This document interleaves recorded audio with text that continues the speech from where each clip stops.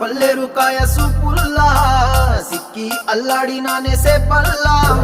పసిడి పచ్చాని అరసేతుల్లా ధార పోస్తా ప్రాణాలు తానే అడగాల